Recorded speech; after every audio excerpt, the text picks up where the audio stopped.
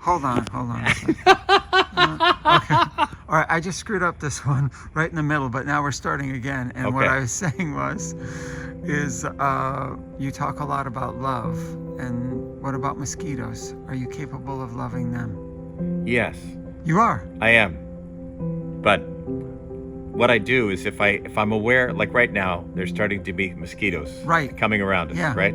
And I happen to know mosquitoes love me. Yeah. And I have the kind of skin, when they bite me, the bite stays and it bothers me for about 3 or 4 days. Okay. It's long lasting. All right. And it's not dangerous. Yeah. It's impactful. Okay. So what I need to do when I'm aware that there's starting to be mosquitoes, like we said, this will be our last one. Yeah.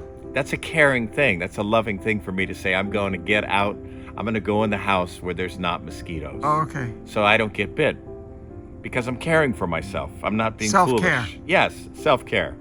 Self-care relative to mosquitoes. But I don't have to be negative toward the mosquitoes in order to take care of myself.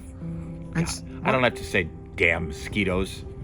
I hate when they're coming out here. Well, then I'm starting to really create a different frequency than love. And it's not helpful. That doesn't serve me. It doesn't. They don't care. They just keep coming around. They say, you say whatever you want. I see your skin, man. I want you.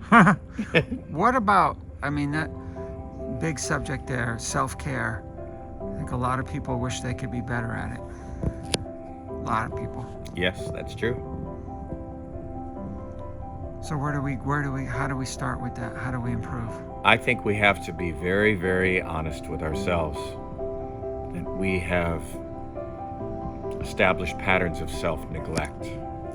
We have to look at that. We have to be willing to take a look honestly at how we neglect ourselves. And not because we need to be critical of that, but that's the area where self-care can be administered.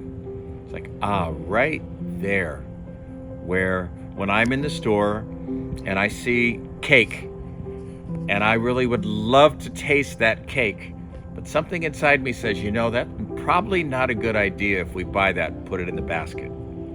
So I say, I walk away from the cake. That's self-care. Because I listened to the voice that said, I think we'd be better served not having this.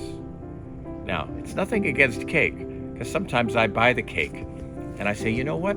Let's get a cake. That sounds really good. But the key is to listen to the voice. Listen to the voice of, it doesn't matter. We can eat all the cake we want. Let's get 2 cakes. Let's get 3 cakes. We all have different voices, and we need to listen to the ones that will serve us in the greater way. And we need to be honest about whether that's, it's kind of like a,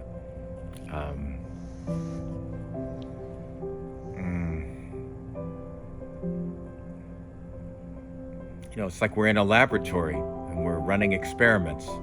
We're seeing what works and what doesn't work. We have to be honest with ourselves about what doesn't work. When I start getting in the scale and my weight goes up, and the next day it goes up, and the next day it goes up, I have to go, what am I doing?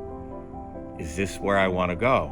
No, it's not where I want to go. I remember one phrase I heard one time. It was like, nothing feels as good as feeling thin. Nothing tastes as good as feeling thin feels. I think there's truth in that. So we're creators. We get to create, but we want to be conscious that are we really creating what we want, or are we just fooling ourselves? So self-deception, self-neglect, we all have those patterns. It's very helpful to recognize them and start to take leadership in choosing away from them. We don't have to make them wrong. We just say, you know what? We're not going to be going there this year. We're going to be going down this other road into this sweet field that we like more. Would you like to go there? Let's go there.